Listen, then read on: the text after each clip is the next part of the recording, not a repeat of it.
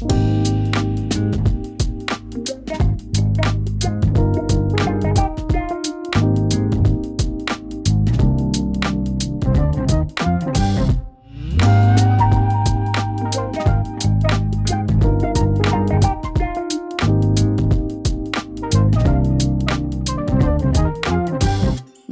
et bienvenue au podcast Les Murmures du Boulier.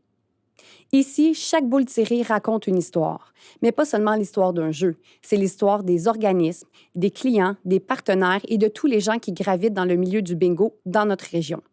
Le bingo, c'est bien plus qu'un jeu. C'est un lieu de rencontre, un moteur de solidarité et un soutien bien réel à notre communauté. Aujourd'hui, on tend l'oreille à M. Daniel Trudeau, gestionnaire de salle et propriétaire du bingo des Laurentides, et on plonge dans son univers. Bonne écoute! Aujourd'hui, on reçoit M. Trudeau, propriétaire et gestionnaire de salle du bingo des Laurentides. Bonjour, M. Trudeau, ça va bien? Bonjour, Sarah. Aujourd'hui, on vous reçoit parce que vous êtes propriétaire de salle. Vous êtes dans le milieu du bingo depuis très, très longtemps, à ce que je sais. Oui. Bon, on va se le dire, on se connaît. Je suis votre employé depuis 16 ans. On va être transparent. Moi, ce que je veux que vous me contiez, que vous me disiez, que vous me parliez de vous, d'où vous venez, depuis combien de temps vous êtes dans le milieu du bingo, au niveau personnel, professionnel. Je veux tout savoir. Écoute, le bingo, là, pour la famille Trudeau, pour moi-même, là, c'est une aventure qui a commencé en 1985. On était dans un gymnase d'école, les jeudis soirs. Mon père était président des sports élite La Salle. Moi, j'ai 3 frères et les 4, on jouait au hockey. Donc, on avait besoin de fonds pour le hockey. Puis mon père a décidé, avec le comité organisateur, les gens qui travaillaient avec lui, de faire un bingo. Et ce bingo-là, ça a été les jeudis soirs.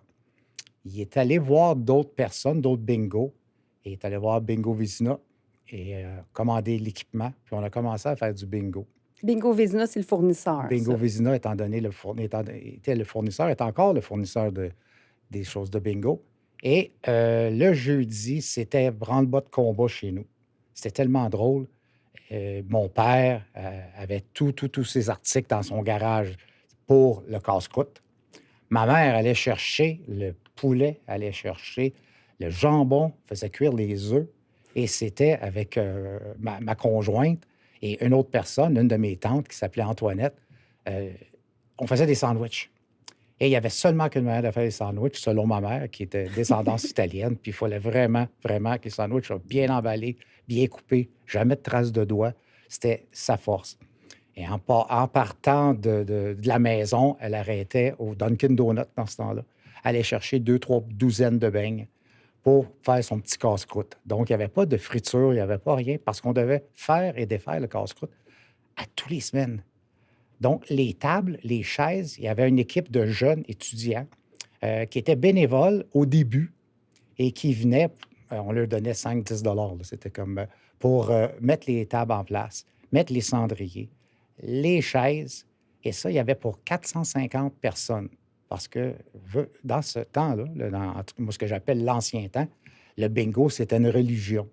Il y avait le hockey, puis il y avait le bingo. Encore aujourd'hui, le bingo, pour certaines personnes, c'est la seule chose qui peuvent se détendre, gagner des sous et en direct. Le bingo, dans les années 80, c'était ça. C'était l'appât du gain. Ça coûtait pas cher. C'était comme 3 piastres pour rentrer. Et 1 piastre pour une carte spéciale, 1 piastre pour la carte du 1000, parce que dans ce temps-là, il y avait un 1000 aussi qui était, wow, super important quand il y avait un bingo avec 1000 $. 1 000 dans les années 80, j'imagine. C'était un gros montant. Donc, ces gens-là s'en venaient et se tassaient, ça fumait, il y avait de la cigarette, c'était comme l'enfer. À un moment donné, quelques années plus tard, on a dû s'en aller commercial parce que les gymnases ou les sous-sols d'église, que ce soit dans Ville-la-Salle, Saint-Michel ou à Québec, la cigarette, ça sentait encore le lendemain puis le surlendemain. Donc, les jeunes qui, le lendemain, pratiquaient la gymnastique se plaignaient, puis les professeurs dans la gymnastique se plaignaient que ça sentait la cigarette. Donc, on était appelés à changer d'endroit. Et on a commencé, en tout cas, nous, on l'a commencé professionnellement avec mon père puis mes frères en 1991. En 1991, on a loué une salle de bingo à Ville-la-Salle. En fait, une salle qu'on a transformée en bingo de 13 000 pieds carrés et qui accueillait près de 550 personnes assez bien assises. Et on a commencé comme ça. Et l'électronique était à peine visible. Là, on pouvait placer des chaises, placer des tables, puis on n'avait vraiment pas de besoin de gens pour les déplacer. La salle restait toujours comme elle l'était. Donc, ça nous a emmené à un paquet de choses. Faire travailler des étudiants qui étaient très importants pour mon père. Aller chercher les sous nécessaires d'un bingo du jeudi. On s'est rendu à 5 bingos pendant 1 an de temps. Et la demande était tellement grande qu'on est allé voir des organismes non lucratifs de la salle, puis on s'est ramassé avec 17 OSBL qui venaient chercher des fonds. Et juste pour vous donner un exemple, là, un organisme qui venait chercher des fonds, 40 semaines chez nous, c'est entre 120 et 130 000 dans ce temps-là qui faisait clair. Par année. Par année. Par année. Par année. Quand même, on hein? appelait ça licence de bingo. Et ça n'a pas arrêté là, d'augmenter, jusqu'à ce que les nouvelles lois rentrent en ligne de compte. Ce que je vois, c'est très, très, très familial, le bingo, de votre côté. Puis c'est devenu, après ça, vraiment une carrière, puis un mode de vie, si on peut dire. Là. C'est devenu l'entièreté de votre carrière, puis de tout ce que vous faites. Là. Il n'y a pas d'autres... Non, étant donné que le bingo, le but premier du bingo, c'était de ramasser des fonds pour les familles. Le hockey commençait à coûter cher. Et après ça, on regardait que ce soit les clubs optimistes avaient besoin de ramasser des fonds. On est allé chercher ces gens-là, leur demander s'ils voulaient. Chevalier de Colomb, Fondation de l'hôpital de La Salle dans ce temps-là. Il y avait tellement de fondations, tellement de monde maintenant qui venait cogner à la porte pour venir chercher des sous. Mais on avait une certaine limite. Parce qu'au début, chaque bingo, chaque organisme avait sa soirée ou sa journée. Donc, dans ces années-là, si tu venais et tu avais une licence pour faire du bingo le vendredi à 13 h, bien, ton vendredi à 13 h pouvait rapporter 65 000, mais le vendredi soir pouvait rapporter 165 000.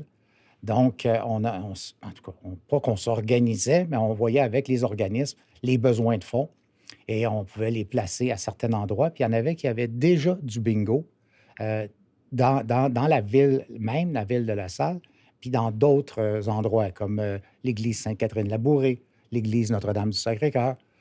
Ça, c'était tous des gens qui avaient déjà des bingos. Fait qu'ils ont conservé, pour la plupart, leur plage horaire. OK. Les clients étaient habitués, mais on a emmené ces clients-là dans une place commerciale où il y avait beaucoup de stationnement, où il y avait de la clim, ce qu'on n'avait pas dans le gymnase des écoles ou dans le sous-sol de l'église. Il n'y avait pas de climatisation. Là, il y avait de la climatisation. Il y avait une restauration qui était plus approfondie. Les gens pouvaient arriver, pouvaient se nourrir. Il y avait un casse-croûte, mais c'était un restaurant qui servait... C'est plus que des petits sandwichs puis des petits Oui, dingues, là, tout ça a ça, là. complètement changé. On s'est aperçu ça que de rouler un bingo le jeudi, une fois par semaine, et de le faire 7 jours par semaine, 7 soirs par semaine, et ce, 365 jours par année, c'était différent. Pas Très, même très game, là. différent. Non, on est obligé de procéder à l'embauche de personnel ben, comme toi. Il y avait un employé chez nous qui s'appelait Marlène Desgagnés. Marlène Gagné, excusez. Elle va m'en vouloir. Mais, elle a appris avec mon épouse, Joanne, qui était là, qui travaillait aussi, parce que là, on commençait à parler professionnel. On parlait numéro de taxe, on parlait rencontre avec la régie, réglementation différente. Là, on a rentré dans quelque chose que personne ne savait. Donc, on l'a appris, comme on dit, à la difficile. On l'a appris, les gens sont venus nous aider. On a payé des professionnels pour être capable de continuer à être légal parce que la Régie des loteries et courses du Québec, c'est plutôt un tribunal plus que quelqu'un qui va t'aider. C'est quelqu'un qui va réprimander OK. facilement. Puis ils sont là exactement pour ça. Le bingo, Puis, c'est vraiment plus gros. Là, on parle de règlement, on parle, c'est ça, comme de tribunal, de conséquences, on parle d'employés, de gestion. C'est vraiment une plus grosse game que ce que les gens pensent, là. C'est pas juste... exactement, exactement. Quand on a commencé à s'installer ici en 93, on était au bingo à Ville-la-Salle, puis il y a quelqu'un qui est venu nous voir. Il nous a dit, est-ce que ça vous intéresserait de faire un bingo à Saint-Antoine-des-Laurentides? On a un beau local, un grand local, qui ne serait pas trop dispendieux. Puis Ça, les Saint-Antoine, c'était propriétaires, pas encore Saint-Jérôme. non, c'est ça, OK, c'était vraiment OK. Saint-Antoine. C'est pour ça que le nom, au début, en 93, s'appelait Bingo Saint-Antoine. Parce qu'il y avait déjà un autre bingo à Saint-Jérôme, et bon, qui avait une bonne réputation, mais eux autres aussi étaient dans un gymnase. Le La chienne à gymnase du Jacques. Cégep. C'est ça, la chienne à Jacques Pour ceux qui le qu'on appelait, connaissent, là. oui, oui, les gens de Saint-Jérôme vont s'en souvenir de la chienne à Jacques. Ça fonctionnait énormément. Donc, il y avait 2 bingos, imaginez. Il y avait 2 bingos dans la même ville ou à peu près dans la même ville, qui étaient très, très près un de l'autre, là. Et les 2 fonctionnaient là, à plein régime. C'était wow. On se disait, crime, c'est merveilleux. Ça veut dire qu'il y avait, en général, en début de semaine, 600 à 700 joueurs dans la région qui jouaient au bingo. Quand La fin de même, hein? semaine, ça pouvait atteindre 1000 un samedi soir, là. C'était beaucoup. C'était C'est beaucoup de personnes, là. Mais on est obligé de commencer vraiment à être plus professionnel, comme je vous disais, les gens étaient plus demandants. Puis ils le sont encore, puis c'est correct. Sauf que la vision première d'un bingo, c'est vraiment de redonner aux organismes un peu non lucratifs de la région. Puis il ne faut pas perdre ça de vue. C'est l'important, là, On c'est a vraiment la commencé. base là, d'un bingo, c'est de remettre à la communauté, dans le fond, ce que la plupart des gens C'est savent pas. c'est la raison d'être. Souvent, les gens disaient, ah, vous autres, la famille Trudeau, vous devez être riches. Non, c'est pas comme ça que ça fonctionne. Je dis pas qu'on est pauvre, là, mais c'était pas une question de se mettre riche, c'était une question qu'on redonnait. Puis mon père était, écoutez, il a été choisi bénévole de l'année, il a été choisi, c'était un bénévole dans l'âme. Pour lui, mon père, c'était vraiment important, le hockey. C'était important de donner du temps. Puis que nous, écoutez, moi, je vais vous conter une petite anecdote rapide, là. En 1973, mon père a acheté sa première voiture neuve, un Chevrolet Impala 4 portes. Et c'était une fierté parce que mon père, il travaillait tout seul. C'était un ouvrier chez la brasserie Labatte. Et ma mère était à la maison avec les 4 gars. Et pour la saison de hockey en 1974, saison de hockey, on a été 2 où c'est qu'on avait besoin d'équipement neuf. Et mon père a vendu son auto neuve Oh! pour reprendre un auto 18. Là, vraiment, là, ça coulait l'huile en dessous, là, pour être capable de nous offrir nos paires de patins, puis nous offrir les gants puis les hockey pour commencer notre saison de hockey. Ça l'a fait réfléchir beaucoup en disant, Colin, pourquoi un père de famille travaille, sort de son front, donne du temps, donne du bénévolat, puis il n'est pas capable d'offrir ces affaires-là. Fait que ça l'avait touché énormément. Puis il en avait parlé avec d'autres. C'est là que ça a commencé à être... on a commencé, dans ces années-là, là, il y avait ce qu'on appelait le cinéma paroissial à la paroisse Saint-Nazaire. OK. Et ça, le dimanche après-midi, il y avait un film, puis les jeunes s'en allaient au film. Et mon père était bénévole pour ça et achetait les chips Humpty Dumpty, les barres de chocolat, la liqueur, puis vendait ça pour être capable de faire des fonds pour les jeunes, puis pour le hockey, pour les gens qui n'en avaient pas besoin. Fait que donc, le bénévole, là, bénévole, on l'a eu dans l'âme toute notre vie. Nous, on a été élevés comme ça. Mm. On a été élevés qu'on a été chanceux.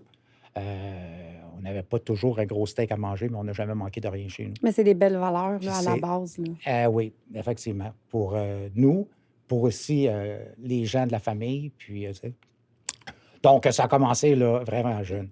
Fait que pour revenir à nos moutons, en 93, quand on a ouvert ici, on se disait, bon, on va essayer. On a eu de l'aide d'un certain qui est décédé aujourd'hui, mais il s'appelait Pierre Gagnon. Pierre Gagnon, il était vraiment quelqu'un qui s'occupait des loisirs à Saint-Antoine. Il était proche de la ville, proche du maire. Puis quand on est allé le voir la première fois, lui faisait du bingo au-dessus de l'aréna à Saint-Antoine. OK. Puis la première fois qu'on était allé le voir, puis on avait présenté le projet, il était emballé du projet. Il dit, crème, ça a du bon sens. Fait qu'on a commencé avec lui, il nous a présenté le maire, on est allé faire des présentations au maire, on les a invités aussi à venir à Ville-la-Salle, venir voir ce qu'on avait comme équipement, ce qu'on avait comme début, puis tout ça. Puis ils trouvaient ça tellement intéressant. Fait qu'ils nous ont aidés à bâtir ici la salle de bingo, obtenir les permis, rencontrer les organismes. Puis un coup que tout ça s'est fait, on a vraiment parti avec une idée en tête, c'était de remettre aux OSBL. Donc, bon an, mal an, il y a 750 000 à 1 million qui est remis aux organismes à but non lucratif de Saint-Jérôme. Donc, et ça depuis 30 années et plus. Puis, est-ce que vous avez vu, parce que l'on aide énormément d'organismes à Saint-Jérôme, ça a été la Ville-la-Salle aussi la même chose pour votre... Est-ce que vous avez vu, dans votre communauté, en vous promenant, avez-vous vu directement des choses que le bingo a aidé, comment je pourrais dire, les retombées que ça a amené, est-ce que vous les avez vues de vous-même en vous promenant, en parlant avec des gens? Est-ce que c'est concret, l'argent qui est ramassé par le bingo puis qui est donné aux organismes? C'est sûr et certain qu'il y a une différence dans la communauté avec un bingo ou n'importe quelle levée de fonds. On le voit encore aujourd'hui avec les tournois de golf, on le voit encore avec les soupers spaghettis, on le voit encore avec les levées pour vin. Il y a vin et... La Fondation Richelieu, la soirée de vins et fromages. Vins et fromages, c'est ça, qui rapporte beaucoup de sous.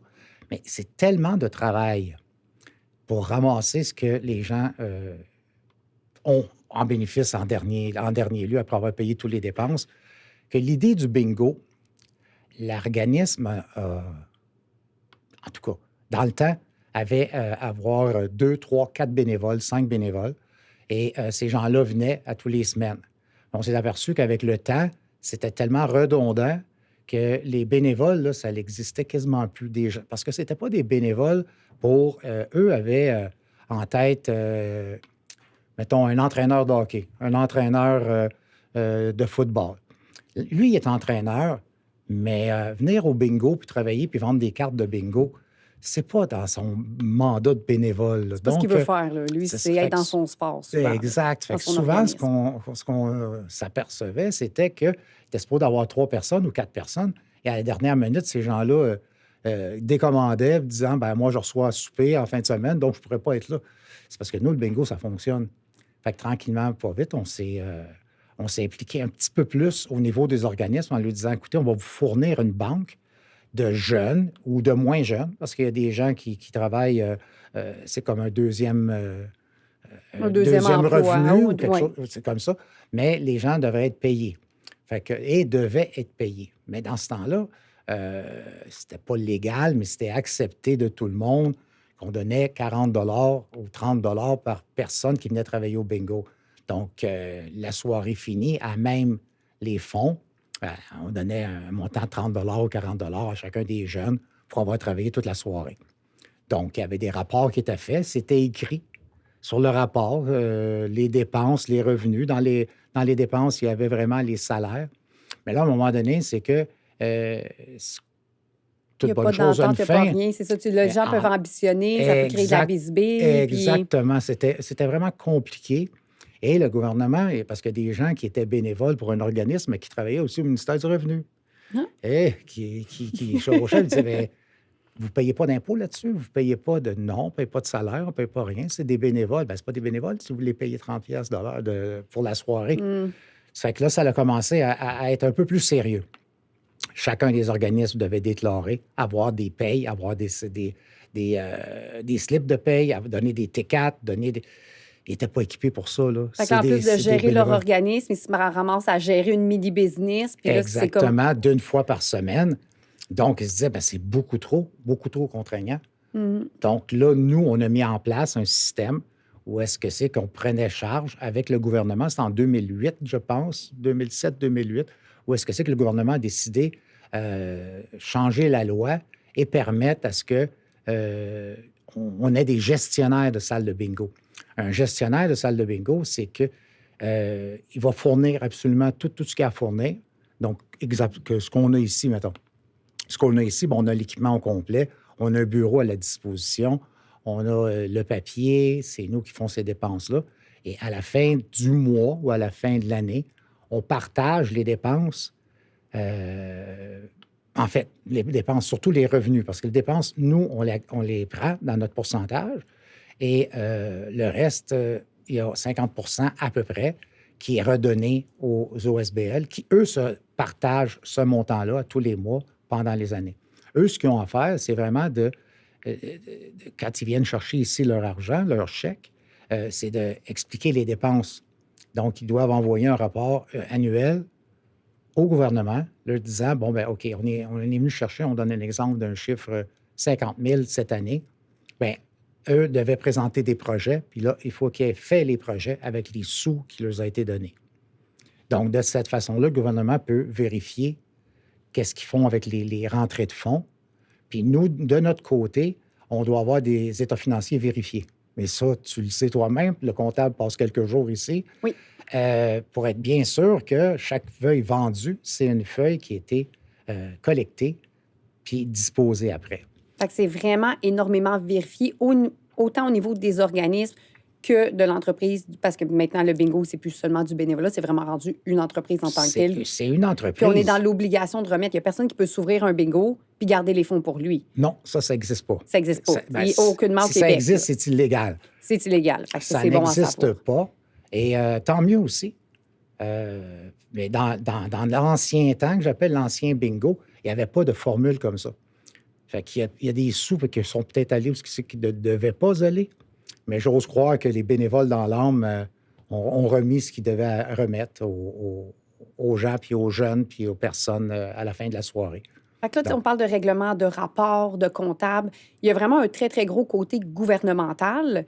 On parlait de la Régie des alcools, des courses et des jeux qui remet les permis. Oui. Est-ce qu'il y a des règlements dont on serait moins au courant ou qui sont très, très, très contraignants au niveau du bingo? Tu sais, des choses là, qui fait comme « Ah, ça, il y aurait place à amélioration » ou est-ce qu'au contraire, c'est très lousse, le bingo, au niveau le gouvernement nous laisse un peu faire, il nous demande de vérifier. Comment vous percevez les règlements à ce niveau-là du gouvernement?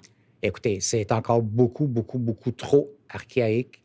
C'est comme ça qu'on dit, archaïque? Ouais, En tout cas, mettons que c'est vieux, ça n'a pas bougé, ça n'a pas monté la réglementation pour nous aider encore plus. On sait que dans les années 2008, 2010, 2011, il y avait 168 salles au Québec qui faisaient au moins un bingo par semaine. OK. Maintenant, au Québec, il y en a 12 qui font Oh, quand au moins même, un hein? bingo par semaine. On est en voie d'extinction. Là. Oui. Donc, tous les salles de bingo que je connais, les propriétaires, parce qu'on se connaît tous, on n'est pas des compétiteurs. On est vraiment des gens, chacun à sa place, et on se challenge, c'est un mot anglais, on se challenge à être plus dynamique que ton voisin. Parce que la personne a le choix de venir à Saint-Jérôme, d'aller à Laval, d'aller à Saint-Eustache. Ça, dans l'espace de 20 km, tu as 3, 4, 5 salles de bingo. Et bon, on y va pour le service, on y va pour les prix, puis on y va pour la camaraderie et le professionnalisme. Les gens n'accepteront pas, ou à peu près pas, un animateur, par exemple, qui va déraper, qui va compter des blagues, qui va... il doit s'en tenir au texte, puis il doit s'en tenir à le numéro sorti, puis il doit vraiment regarder. L'erreur, là, n'est pas permise, parce qu'on est rendu professionnel. Quand je dis l'erreur n'est pas permise, c'est exemple, il y a un petit peu de bruit dans la salle, l'animateur n'entend pas un bingo crier, et il sort une autre boule. Mais là, la personne crie tellement fort que la boule qui est sortie, qui est en train de nommer, bien, doit être acceptée. Donc, son prix, qui était, exemple, de 100 $, va devoir le partager avec l'autre. Non, ça ne fonctionne pas comme ça. Fait qu'il n'y a pas juste le gouvernement, il y a les clients aussi qui mettent leurs règles. Oui, crème. Parlez-moi-en des clients qui mettent leurs règles. C'est correct comme ça. Bien, on a des clients, nous, on parlait tantôt, il était 12h30 et on a déjà des clients qui attendent. Pour le bingo de 19h ce soir. L'ouverture des portes, c'est 16h. Le bingo commence à 19h. Et ces gens-là sont là. Ils viennent rencontrer les amis. C'est des gens qui sont ici pendant 4 heures, 5 heures de temps, 6 heures de temps. Ils les voient, les défauts. Et c'est correct, ils sont chez eux. Puis c'est ce qu'on veut. Parce qu'on est qui aujourd'hui, avec tous les jeux qu'il y a en ligne, tous les jeux à la télévision, on est qui aujourd'hui, nous autres, pour dire, hey, tu vas t'habiller, tu vas prendre ton auto, tu vas prendre l'autobus, le taxi, transport en commun, tu vas t'emmener jouer au bingo. Pourquoi? faut leur donner une raison de dire hey, Parce que tu on pourrais le s'en faire vient avec ton téléphone chez vous sans aucun problème aussi. Là. facilement, surtout quand la boucane est arrêtée, la cigarette est arrêtée, tant mieux pour tout le monde. Mais le bingo a connu une baisse énorme parce que qui dit gambler, en tout cas moi, pour l'avoir vu, qui dit gambler, dit fumeur. C'est comme un va pas sans l'autre, dans la majorité des cas. Ou avec l'alcool aussi souvent. Ouais, ben, Mais au bingo, les nous, jeux de bar, l'alcool est interdit au bingo. c'est interdit Ça fait partie de actuellement. la réglementation du gouvernement aussi. Il y en a qui voudraient vraiment mettre de l'avant un bar dans chacune des salles de bingo. Est-ce que ça fonctionnerait? Est-ce que ça fonctionnerait pas? Moi, j'en doute. Mais pourquoi c'est interdit? Bonne Parce question. qu'il y a le casino, qu'on a le droit à l'alcool puis qu'on a le droit de jouer. Il y a les Kinzo qui sont sortis aussi depuis une dizaine d'années. Mais pourquoi le bingo, ça resterait comme ça? Écoutez, fondamentalement, le bingo, c'était, si on recule encore, parce que on recule encore, le bingo, c'était familial. Donc, quand le gouvernement a décidé de faire le bingo en réseau, puis tout ça, donc, il a mis ça 18 ans et plus. Mais 18 ans et plus pour le jeu. Le système de boissons, ça n'a pas suivi. Ça n'a pas su. Ça, OK. la demande de boissons, ça n'a pas suivi. Quand on parle qu'avant, il y avait 168 salles de bingo puis qu'on est rendu à 16, est-ce que ça aurait un lien avec le fait que, justement, c'est plus familial, qu'ils ont mis le 18 ans et plus? Est-ce qu'on parlait du lien avec la cigarette, que les gens ne puissent plus fumer? Je sais que là, les enfants ne peuvent plus venir non plus. Mon Dieu, la cigarette et les enfants en même temps, je ne peux pas imaginer dans une salle de bingo comment ça devait être. Il y a eu la pandémie aussi. Ça, c'est quoi le principal facteur là-dedans? Est-ce que c'est un mix de tout? Ou qu'est-ce qu'il y aurait comme... Écoutez, moi, de mon côté, ce que je pense vraiment, là, c'est qu'en mettant le jeu pour 18 ans et plus, ça a deux côtés. Le premier côté, là, c'est que quand les gens pouvaient venir avec leurs enfants, il y avait des enfants de tout âge. Hein. Il y avait des enfants, moi j'ai déjà vu malheureusement des dames en train d'allaiter puis de jouer au bingo pendant que ça fumait, Oh, mon Dieu. en plein après-midi. Il y avait des madames aussi qui venaient avec des jouets, puis les enfants de 2-3 ans jouaient autour des tables. Ces gens-là, ces enfants-là, ils étaient habitués avec le bingo. Donc, le bingo, pour eux, là, c'était comme normal. Fait que de père en fils, de père en fille, de mère en fille, puis de génération en génération, puis génération, ils venaient au bingo. C'était pas rare de voir un enfant de 12 ans, 13 ans, une petite adolescente ou adolescent, venir avec sa grand-mère, venir jouer au bingo. Donc, ces gens-là étaient habitués à ça.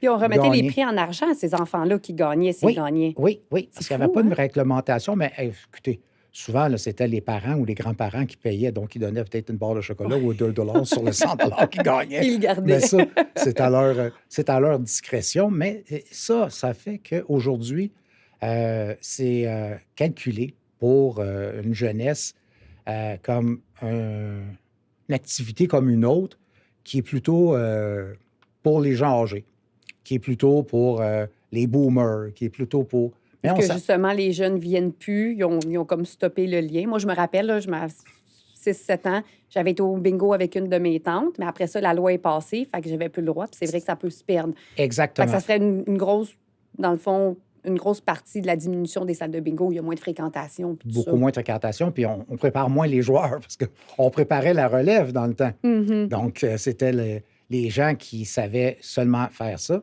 Et dans beaucoup de loisirs, de sport ou de n'importe quoi, il y avait des levées de fonds qui se faisaient indépendamment. Une soirée de bingo qui achetait les cartes, puis qui, bon, il allait chercher 1 000 ou 2 000 pour un tournoi de hockey à l'extérieur de la ville, puis tout ça, parce que c'était pas vraiment connu. Donc, du bingo, là, il y en avait partout.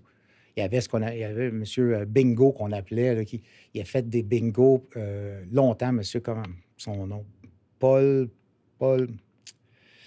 Son nom m'échappe, en tout cas. Et c'était le roi là, du bingo. Il allait dans dans les tombolas, il allait dans les places vraiment là, spécifiques. OK. Il faisait son gros bingo. Après ça, il a parti lui-même, ce monsieur-là.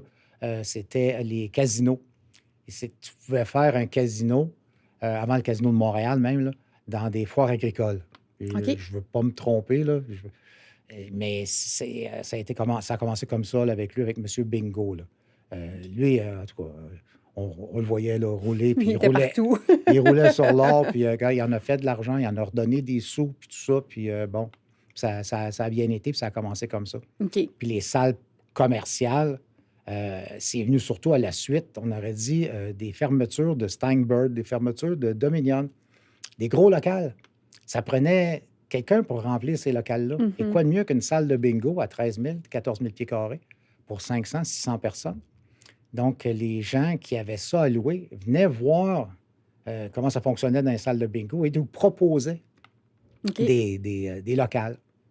Et je vous inviterai à un moment donné, là, Benoît Bougie. Benoît Bougie, là, avec son frère, là, aujourd'hui, c'est les fils qui commencent à prendre la relève. C'est aussi une histoire familiale.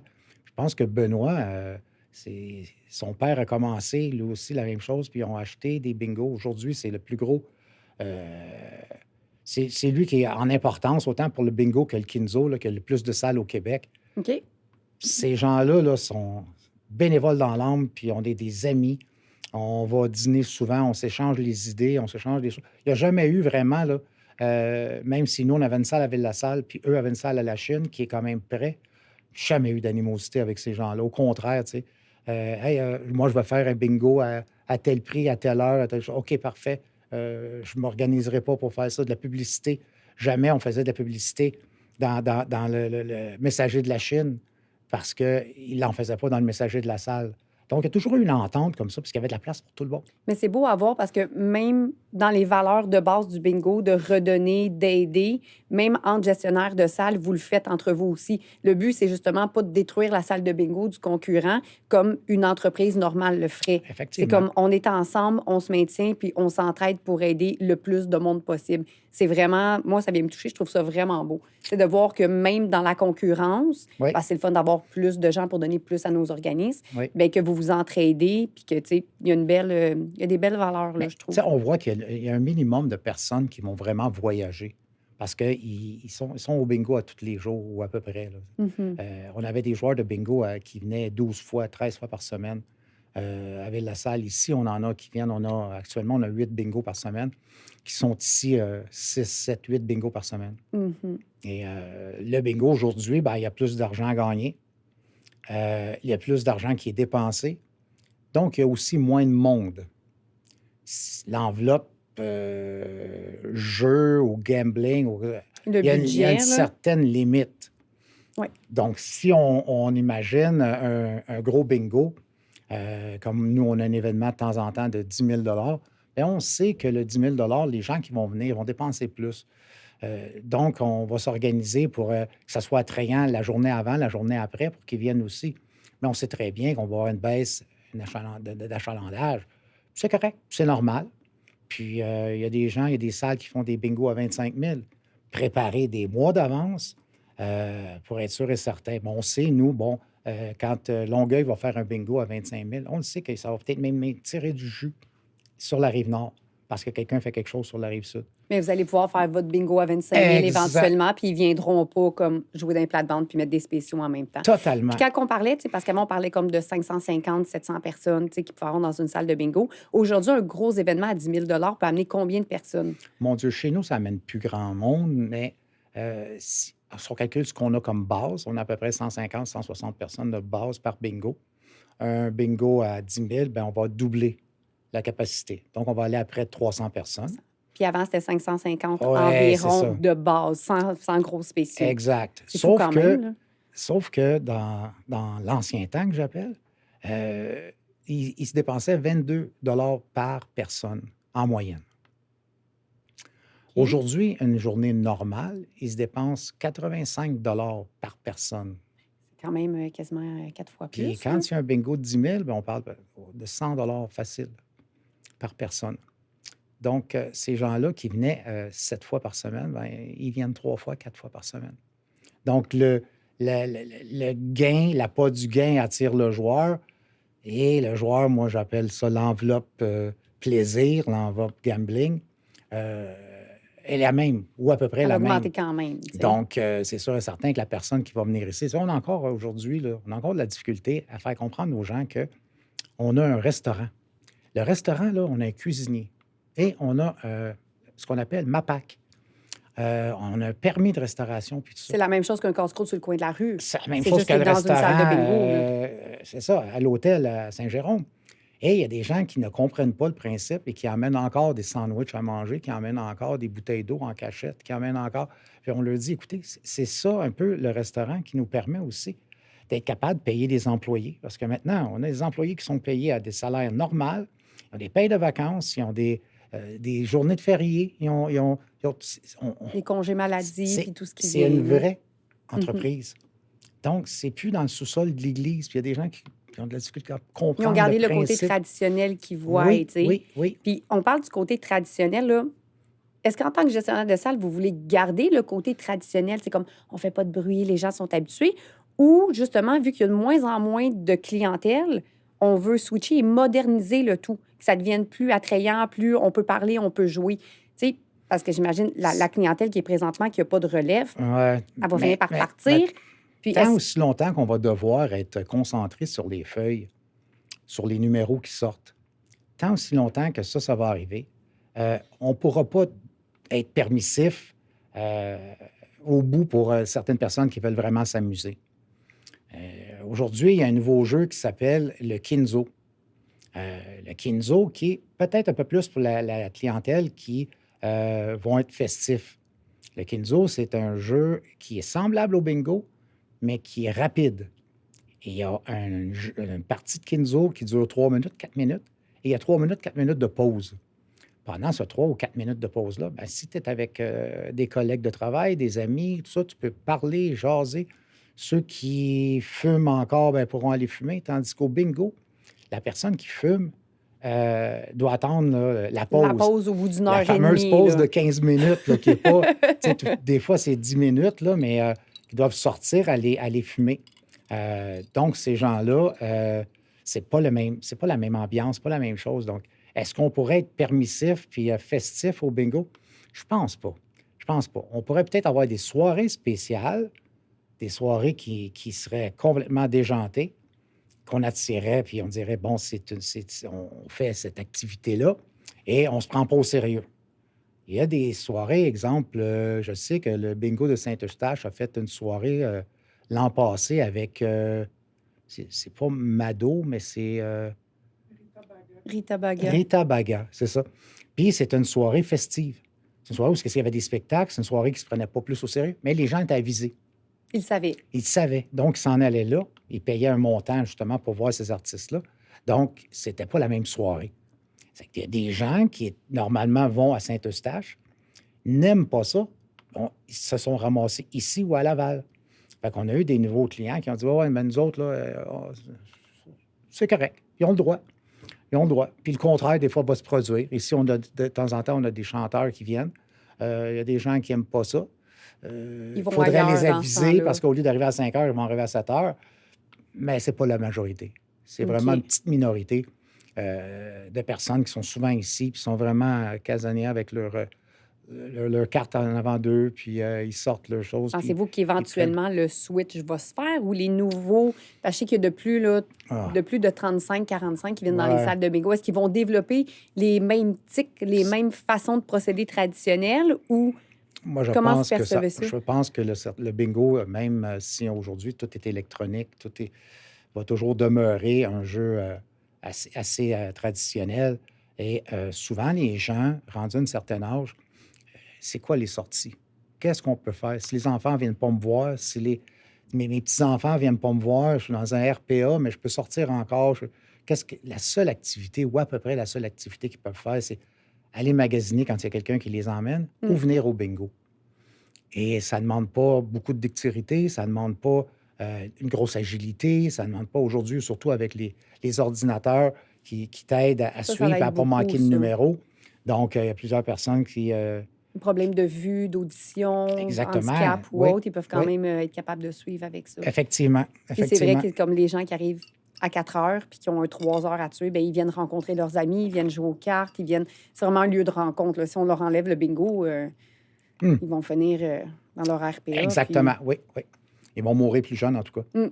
Fait qu'on on essaie qu'ici, ça soit agréable, que ce soit propre, que les toilettes soient nettoyées, que le tapis soit nettoyé quand tu viens ici. S'il y a eu un bingo la veille, ben, tu es sûr que le lendemain, là, tu retrouves la salle comme si la salle était neuve. C'est une fierté aussi là, pour nous autres. Là. Puis pour les employés aussi, c'est la même chose. Et on a des employés qui étaient avec nous ici là, pour 28 ans. M. Tinel, qui a travaillé, qui a fait l'entretien ici, là, qui a pris sa retraite là, 2 ans. Après 28 ans, là, à venir travailler ici pratiquement 7 jours par semaine. Il en faisait lui aussi une fierté d'avoir une salle qui était propre. Mario, notre cuisinier, qui est ici depuis 93. Quand Et même. là, il a pris sa retraite, mais il nous donne un coup de main. C'est encore ici une à deux fois par semaine Une quand journée même. par semaine, là, ouais, une journée par semaine, là, il vient faire sa cuisine, puis ça l'aide, là, mais c'était trop rendu à son âge pour être vraiment 6-7 jours par semaine. Donc, il y a des gens qui s'y traînent longtemps, qui gravitent longtemps. Aussi beaucoup Linda d'étudiants. Linda Aymon. Linda Aymon, qui est avec nous depuis belle lurette, au moins 20 ans. Au moins 20 ans. Toi, qui es avec nous depuis 16 ans. 16 ans. Oui. J'ai ma fille, Geneviève, Viviane, qui c'est des années. Ben, ils ont été élevés là-dedans. Ils ont tombé dans la potion quand ils étaient jeunes. Hein.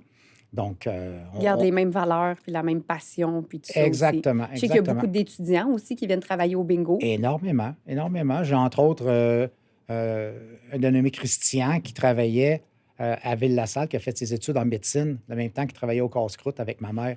Ma mère, c'était son préféré. Fait que, quand il était médecin, là, il était tout fier, tout ça, puis merci beaucoup. Parce que nous, là, avec les étudiants, ce qu'on fait, puis je pense qu'on le fait encore aujourd'hui, quand c'est la période des examens, ben, on va être plus permissif sur je ne peux pas rentrer travailler parce que j'ai un examen, il faut que j'étudie pour l'examen. Ça, c'est correct, c'est parfait. Ça, c'est fait pour ça.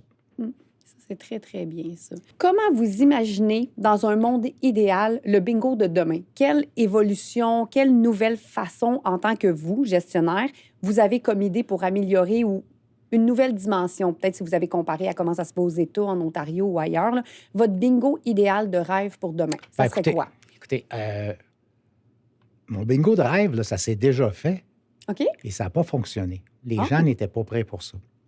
Et il y a eu des tests bingo électronique à 100 électronique avec un paquet de lots cumulatifs.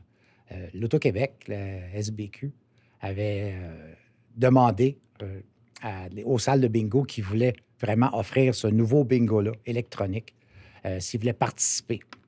Mais là, on parle d'électronique parce qu'on a déjà les petites tablettes électroniques. Oui, mais là, on parle d'électronique aussi sur les tableaux, sur les lots.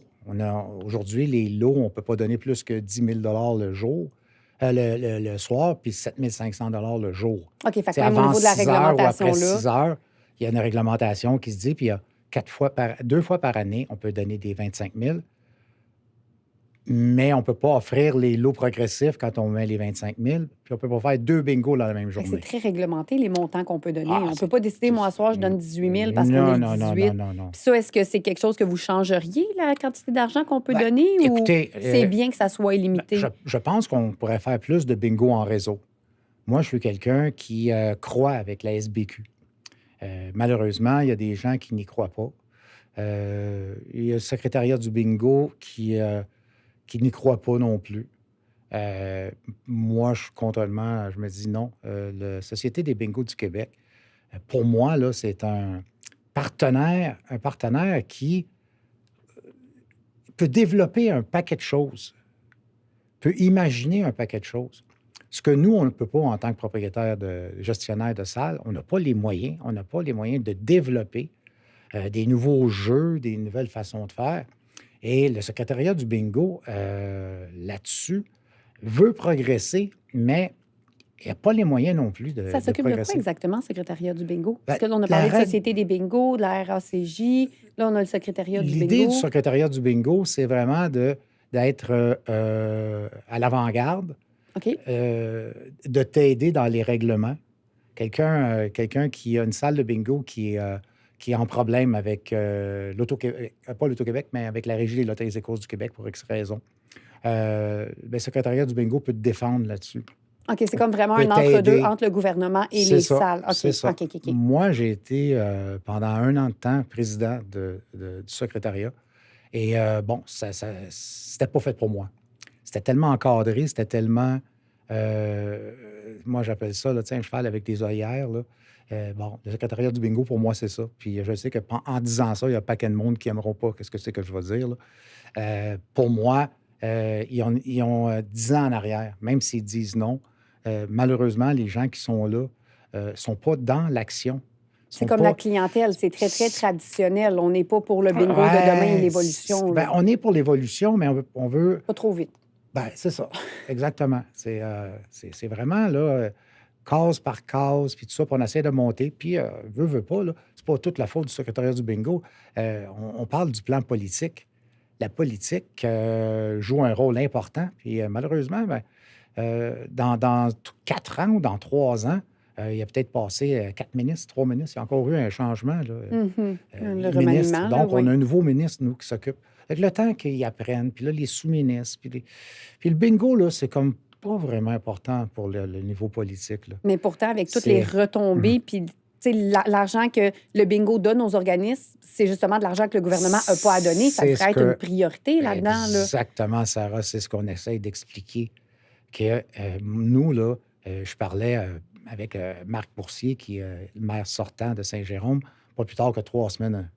Et Marc me disait merci beaucoup. Tu sais, j'ai dit oui, mais il faut en parler. Puis là, on parlait du podcast, puis tout ça. Donc, ça peut-être quelqu'un à inviter aussi, parce qu'il a ramassé des fonds avant d'être maire ici. Il était professeur d'école. Puis Il a déjà été dans les organismes qui ont travaillé avec le bingo. Oui, là, il connaît, puis il sait. Tu sais, nous, en 33 ans, on a donné 25 à 28 millions, clair, net, aux organismes de Saint-Jérôme. Non, parce qu'en moyenne, par mois, on peut remettre facilement un 3 500 à 4 000 par organisme. Organisme. On a 18 organismes. Ça fait des Exact, sous là, au bout exact. d'une année. Plus, Là. plus que ce qu'on travaille avec la Société de bingo du Québec, le bingo en réseau. Il y a une partie aussi des profits qui vont aux organismes directement, qui est quelques mille dollars par année, chaque organisme. Il y a un très, très gros travail à faire sur faire connaître le bingo, pas juste pour jouer, mais pour les retombées communautaires que ça donne. Là. Oui, oui. Ce que je trouve malheureux, c'est que on est vu comme une entreprise et quand on vient pour faire des choses, on est vu comme une entreprise qui fait des sous, mais qui fait des sous comme n'importe quelle entreprise.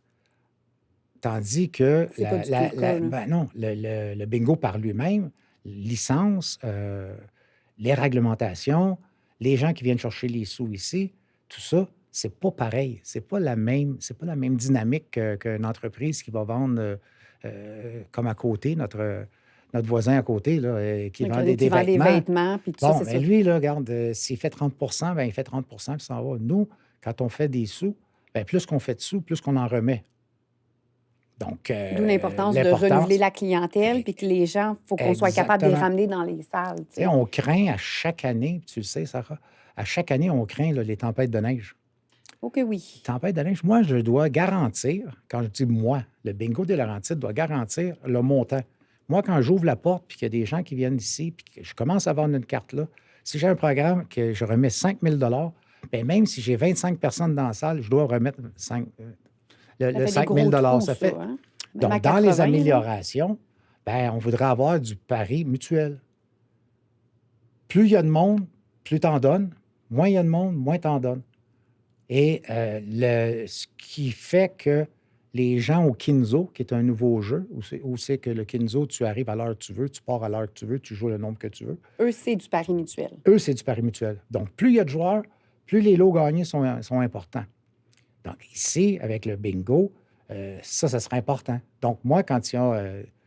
écoutez, dans le temps, quand il y avait 400 personnes, quand même qu'il y avait 15 ou 20 centimètres de neige, c'était pas grave. On a une petite soirée avec 200 personnes. On arrivait dans les prêts, tout ça, c'était correct. Mais là, aujourd'hui, il neige 3-4 centimètres et le téléphone n'arrête pas de sonner. Êtes-vous Est-ce ouvert? qu'il y a du bingo? Puis là, on déjà m'appelle arrivé, à là, il pleut 9h30, dehors. Est-ce que vous êtes 10h le ouvert, soir, le matin, pour me demander si à 6h le soir, on va ouvrir les portes. On fait quoi? Puis des fois, on a fermé le bingo et les gens étaient en furie parce qu'il a arrêté de neiger complètement, puis c'était beau, puis le soleil, puis nous, on est fermés. Mais un coup qu'on a pris la décision qu'on était fermé, il faut prendre le contraire. Et quelquefois, on dit oui, on reste ouvert. Puis là, on m'appelle, il est 6h, il faut commencer à vendre des cartes, puis il y a 14 personnes dans la salle. Qu'est-ce qu'on fait? Vous commencez à vendre des cartes? Non. Bon, on va donner des certificats cadeaux à ces gens-là. Merci de vous être déplacés, mais ce soir, on ne fera pas de bingo. Si vous voulez aller à d'autres bingos qui vont peut-être rester ouverts, vous pouvez y aller. Vous ne vous attendrez pas ici pour rien. Donc, ça joue des deux côtés. Mais aujourd'hui, Oui. la température est tellement importante, ce qui n'était pas le cas dans les années 90 puis 2000, parce que c'est qu'on a déjà fait un bingo un samedi soir à 43 cm de neige à Ville-la-Salle, puis la salle était correcte. Météo Médias sont assez forts pour faire peur aux gens, là. Même quand il pleut. Tu sais, on l'a déjà Ben, je vu. pense que les stations de ski, les terrains de golf avaient fait beaucoup de pression en Météo Média pour arrêter de faire peur aux gens. Tu sais, moi, je me mets à la place des gens. Bon, aujourd'hui, je suis rendu à 65 ans, mais je me mets à la place des gens qui ne sortent pas beaucoup. Ils ouvrent la télévision le matin à Salut Bonjour, quelque chose de genre. Et à tous les 15 minutes, il y a un rapport météo qui dit que aujourd'hui, là, ils ne devraient pas sortir si, tu sais, s'ils n'ont Ils pas besoin de sortiront pas, là, sortir. c'est Puis sûr. tu sais, je me dis, le client, la petite madame, là, puis le petit monsieur qui veulent s'emmener au bingo tranquillement avec leur sandwich, puis ils vont pas descendre le deuxième étage de peur de se péter la marboulette. Ils vont pas déneiger l'auto. Ils vont pas. Mhm. Donc, aujourd'hui, on doit être plus précis. On doit profiter des journées rentables, puis on doit faire attention aux journées moins rentables, parce qu'en bout de ligne, les dépenses sont toujours là. Puis ça, le pari mutuel pourrait régler ça. En grande partie. Le bingo électronique. Oui. Fait que ça, c'est deux aspects de votre bingo de demain là, que vous aimeriez. Oui, oui, Est-ce qu'au oui. niveau de la salle, parce que tu sais, on a une salle traditionnelle de bingo avec les tables et tout ça, est-ce qu'il y aurait comme un décor? Ou c'est vraiment au niveau des réglementations puis de cette Je façon de pense que, jouer-là qui est... je pense que le décor, écoutez, ici, là, depuis l'an passé, on est en rénovation.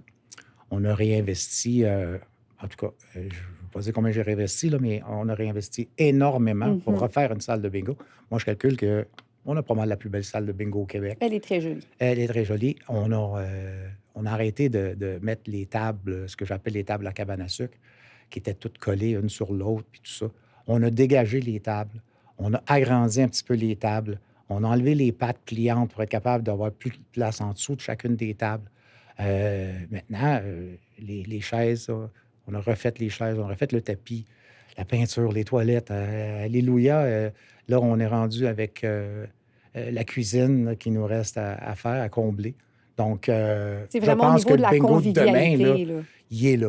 La Il est là. convivialité, l'espace, que les gens se sentent bien puis que justement, ils ne se sentent pas dans une cabane à sucre ou pris Très important, comme très important. du bétail un à côté de Que ce l'autre. soit là. les chaises, que ce soit les tables maganées, les tables.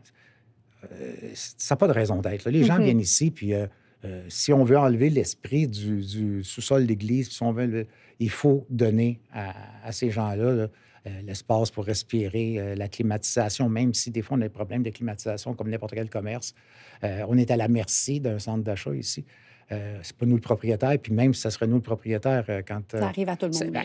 la clim, elle va briser quand il fait 104 degrés dehors, pas quand il fait 70. Donc, ici, quand on a 200 ou 250 personnes dans Tassin un samedi soir, puis la clim, fini. Imaginez dans l'ancien temps, comme je dis, la boucane de cigarettes. Ah, Seigneur. 300 fumeurs, 400 fumeurs un samedi soir, il n'y a plus de clim, il n'y a plus de ventilation. C'est tellement inimaginable pour quelqu'un qui ne l'a pas connu aujourd'hui. Il n'y a plus de fumée dans les restaurants, nulle part. Moi, je n'ai pas vraiment connu ça non plus. Mais avant-après, ça devait être complètement fou. Je ne veux même pas imaginer des gens fumer dans une salle comme Écoutez, Guy Lafleur, qui était un bon joueur de hockey, il fumait entre les périodes en arrière du banc. Puis, tu sais, à l'hôpital, une femme donnait naissance à un enfant, il emmenait l'enfant, puis il sortait les cigares, puis il sortait les ça. Des cigarettes. professeurs dans les classes d'école. Ben oui, c'est fou, ben hein? oui, on a tous connu ça, dans les avions. Autre époque, Dans les autre avions. mœurs. Aujourd'hui, là, c'est... Puis moi, j'ai souvenir de la première fois en 95 ou 96. Ça faisait 3 ans qu'on était ouvert à Ville-la-Salle et qu'on a commencé à faire un peu là, de ménage. Là. Ben, on avait des télévisions qui étaient finies. Ah, La ben oui. gomme de nicotine, là. Alors, on a été obligé de changer des équipements, parce qu'il y avait boucan de cigarettes. Ah, c'est Donc, complètement fou. c'était aujourd'hui, ben, tant mieux. Sauf qu'aujourd'hui, encore là, un fumeur, ben, il va choisir la journée qui va venir. Parce qu'il doit fumer dehors. Il ne veut pas aller fumer quand il mouille, quand il fait trop froid. Ouais, Exact. non. Donc, ce fumeur-là va dire, bah, je vais y aller demain. Tu sais, on doit, nous, s'organiser puis s'adapter à ça. Énormément. C'est complètement fou. Donc, moi, si j'aurais quelque chose à dire vraiment aux gens, là, Pour que qui les ont gens connaissent le bingo, pour jamais... intéresser les gens à venir, Ouais. ceux qui nous connaissent, Puis, un petit mot aussi pour ceux qui ne connaissent pas le bingo puis qui ont peut-être appris beaucoup de choses aujourd'hui en écoutant le podcast au niveau de la réglementation, justement, de toutes les retombées économiques dans la communauté, tout ce que ça peut entraîner. Qu'est-ce que vous auriez à dire à ces gens-là? Ben écoutez, moi, je voudrais remercier la clientèle. Ça, c'est sûr et certain. Les gens qui sont ici, le bon an, mal an, qui sont ici, qui fassent beau, qui fassent pas beau, qui ont des sourires, qui connaissent la clientèle. Pas la clientèle, oui, parce que ça vient des amis de bingo. Les gens sont habituellement, là, les gens qui sont ici ont leur place. Ça arrive de bonne heure parce qu'ils veulent vraiment s'asseoir. Ils vont choisir leur chaise. Et si ce n'est pas la même chaise que hier, parce qu'il y a eu quelqu'un qui a bougé sa chaise, va aller chercher une chaise parce qu'il n'y a pas tous les mêmes coussins, il n'y a pas toutes les mêmes choses. C'est juste plaisant de voir ça. Là. Puis un coup, ils sont installés, ils sont corrects, ils sont avec eux autres, sortent les cartes puis viennent jouer. Des Puis clients fidèles, je c'est dis ce qu'on merci aime. à ces gens-là, merci à ces gens-là de venir, puis d'encourager, parce que quand on vient ici, on encourage les organismes. Et aux fenêtres, on a les enseignes de tous les organismes qui viennent chercher des sous ici à tous les mois et qui redonnent à la communauté. Les autres, les nouveaux, qui vont peut-être voir le podcast, qui vont peut-être voir les gens qu'on va présenter pendant les prochaines années, ou les prochains mois en tout cas, vont comprendre un petit peu le bien-être du bingo, vont comprendre le pourquoi. Il y a des gens qui vont venir ici puis vont expliquer vraiment ce qu'ils font avec les fonds, comment ça les a aidés. Ils sont encore sur pied grâce au bingo. Donc, les gens qui ne sont jamais venus au bingo, venez essayer. C'est une petite soirée tranquille. Oui, on ne peut pas faire la fête comme on voudrait, mais à 10 heures, quand c'est fini, vous pouvez faire la fête où vous voulez. Vous pouvez faire la fête en haut au Kinzo, où ce que c'est qu'il y a un bar qui a le service au complet de restauration et qui aussi au Kinzo, on redonne des sous aux Moi, j'ai pour organismes. mon dire qu'une soirée de bingo, ça coûte moins cher qu'une soirée au cinéma. Ah! Puis t'es pas enfermé dans le noir. Puis ton popcorn ne te coûtera pas 15 Ah, t'as ça. billet. Tu sais, en moyenne, 28 le minimum pour jouer au bingo. 28, puis après ça, ben, c'est... Au c'est- cinéma, je pense que c'est 40 juste pour les trucs à grignoter. Au bingo, tu t'en sors moins. Puis au moins, tu peux jaser avec tes gens puis tout ça. Donc, au lieu Dis- du cinéma, venez au bingo. Dites-vous que le 28, il y en a au moins 14 qui vont retourner à des œuvres de charité. Exactement, exactement. Donc, il y en a 14 qui vont retourner aux œuvres de charité. Il y en a peut-être 10 qui vont donner en prix. Et il y en a 4 pour administrer la salle et faire qu'on fait des sous un peu parce que ça coûte cher, les loyers. Puis c'est correct. Je pense que on a notre raison d'être, puis être là encore longtemps. On a encore un bail ici de 10 ans. Donc, on souhaite être ici encore pour les 10 prochaines années, puis on va suivre l'évolution. On se le souhaite. Je vous Puis, remercie beaucoup, M. Trudeau. C'était merci. très enrichissant, puis j'espère que les gens ont apprécié puis qu'ils ont appris. J'espère. Puis venez nous voir, puis on est ici pour vous recevoir. Merci beaucoup. Ça fait plaisir. Merci. À la prochaine. Merci.